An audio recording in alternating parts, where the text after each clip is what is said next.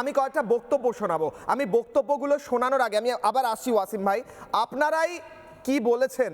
আপনাদেরই যারা সহকর্মী তারা রাস্তায় বসে আছেন ৮৬ দিন ধরে, আপনি বলছেন তাদের ক্ষোভটা একবার শুনি।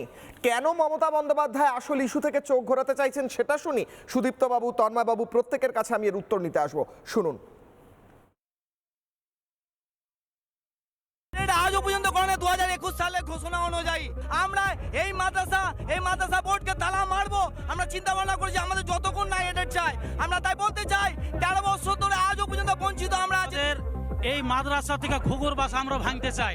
মাদ্রাসাগুলোকে কিছু দেওয়া হয় না, তাদের বাচ্চাদের কোনো মিড ডে মিল দেওয়া হয় না, জুতো ব্যাগ থেকে শুরু করে সরকারি কোনো সুযোগ সুবিধা দেওয়া হয় না। আমরা খেয়ে পরে বেঁচে থাকবো, তার মতো আমাদের অনারিয়াম দেওয়া হচ্ছে না। 6,000, 5,000, 5,500 টাকা আমাদের অনারিয়াম। তাহলে বুঝুন আপনারা, আমাদেরকে শুধু ভোট ব্যাংকে ব্যবহার করার জন্য এই মুখ্যমন্ত্রী আমাদের মাদ্রাসাগুলোকে শুধু লোক দেখানোর জন্য, মানুষ দেখানোর জন্য এবং সংখ্যালঘুদের দেখাচ্ছে যে এদের মাদ্রাসা দিচ্ছি ভোট নেওয়ার জন্য। ইফতার পার্টিতে যাবেন নির্লজ্জ মুখ্যমন্ত্রী। এই নির্লজ্জ মুখ্যমন্ত্রী আবার রোজার মাসে সংখ্যালঘুদেরকে ভোট চাইবে।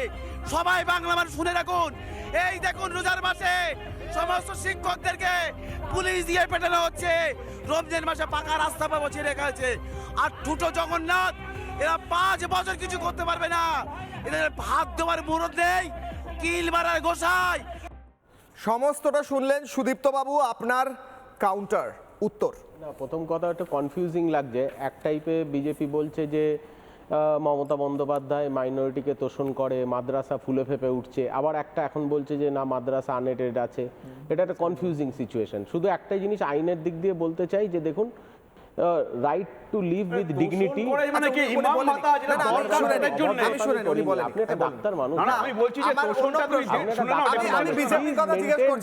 সুদীপ্ত বাবু, আমি কোশ্চেনটা ক্লিয়ার করে নি প্লিজ, 30 সেকেন্ড দিন। আমার কোশ্চেনটা হচ্ছে, আপনার পাশে একজন বসে আছেন, তিনি বলছেন 86 দিন তারা রাস্তায় বসে আমাকে বলতে দিন। তিনি বলছেন আসলে মমতা বন্দ্যোপাধ্যায় এই ইস্যুগুলো থেকে চোখ ঘোরাতে কৃত্রিম গ্যাসের ক্রাইসিস তৈরি করছেন।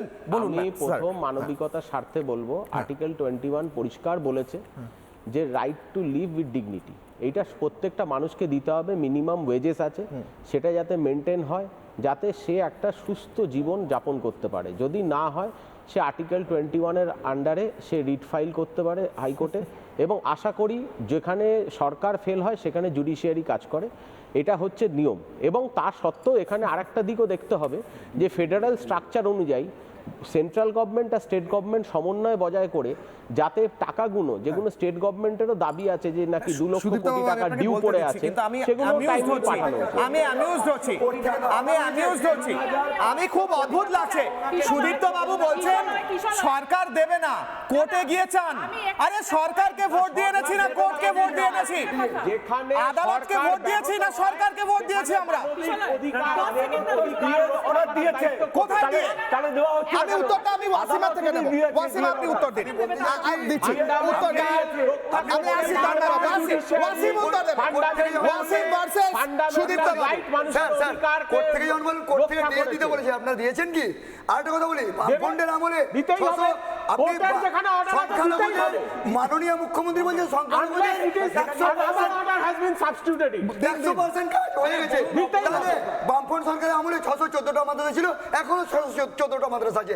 আপনারা তৃণমূলের আমলে একটা মাদ্রাসা করেছেন, আপনি দেখান সংখ্যালঘুদের কি করেছেন, আপনাকে দেখাতে হবে। শুধু বলে সংখ্যালঘুদের কাজ করছে, সংখ্যালঘুদের কাজ করছে। ওয়াসিমের উত্তর দিতে পারবেন তৃণমূল? কেন মোহাম্মদ ওয়াসিম আকরাম যে সংখ্যালঘুদের কাছে মমতা বন্দ্যোপাধ্যায় নাকি মমতা বন্দ্যোপাধ্যায় বলছেন উনি সংখ্যালঘুদের মাসিহা, আপনাদের জন্য কিছু করছেন না? উনি তো বলছেন সংখ্যালঘুদের মাসিহা। মমতা ব্যানার্জি যদি আমাদের মাসে হবে, রমজান মাসে উনি মুখোশ দিয়ে রোজা ইফতার করতে যান। আরে আমরা তো সিটি সেন্টার রোজা ইফতার করছি, আপনি ওখানে চলুন, রোজা ইফতার করছি, আমাদের সাথে রোজা ইফতার করুন না মাননীয় মুখ্যমন্ত্রী। আমরা তো ওখানে বসে আছি, 22তম রোজা আমাদের। আমরা পরিবার পরিজন ছেড়ে এখানে অনেক কষ্ট করে আমরা পড়ে আছি। আরে শিক্ষকের কান্না, কত কষ্ট করে বসে আছে ওরা। আরে আমাদের জন্য জিও বের করবে, বড় বড় আধিকারিকের গেলে তারা রেজুলেশন ধরিয়ে দেয়, রেজুলেশনটা আমাদের জিও হয়। রেজুলেশনটা কি আমাদের জিও হয়? এই সরকার জিও দেবে না।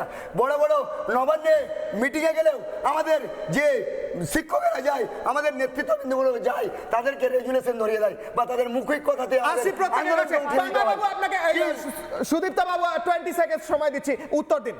আমি একটাই পরিষ্কার কথা বলবো, আমি এরপর মমিতা যদি ওনারা মনে করে যে ওনাদের কোথাও বঞ্চিত হচ্ছে সরকারের থেকে, যদি আইনত সেটা যদি পারমিসেবল হয়, তাহলে নিশ্চয়ই ওনাদের অধিকার আছে সরকারের কাছে, যারা সরকার যদি না শোনে কোর্টের কাছে যাওয়া।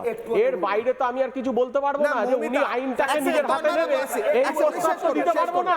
আমি তো রাজনৈতিক নেতা না যে ওনাকে ভিড়িয়ে দেবো যে তুমি পুলিশকে মারো, তুমি পুলিশকে তাড়া করো, এইসব তো বলতে পারবো না। উনি আন্দোলন করছে, আন্দোলন যেমনি রাইট অধিকার ওনার, উনি জুডিশিয়ারিতে যাবে কি যাবে না সেটা ওনার অধিকার, সরকারের কাছে রিপ্রেজেন্টেশন দেবে কি সরকারের কাছে কোনো স্মারকলিপি দেবে সেটা ওনার অধিকার। ওনাকে ওনার পদ্ধতি চয়েস করতে হবে এবং that should be peaceful. Mamita এবং তন্ময় বাবুর কাছে আসবো। সবাই বসে বাজেট অধিবেশনে বলছে 235টি মাদ্রাসাকে এডেড করে দেওয়া হলো।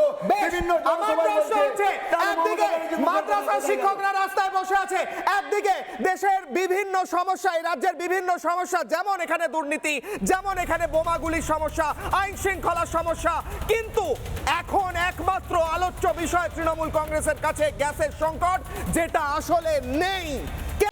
নানা ধরনের কন্টেন্ট দেখার জন্য লাইক করুন, শেয়ার করুন আমাদের ফেসবুক পেজ, সাবস্ক্রাইব করুন আমাদের ইউটিউব চ্যানেল। পাশাপাশি অন্যান্য ব্রেকিং নিউজের জন্য অবশ্যই চোখ রাখুন রিপাবলিক বাংলায়।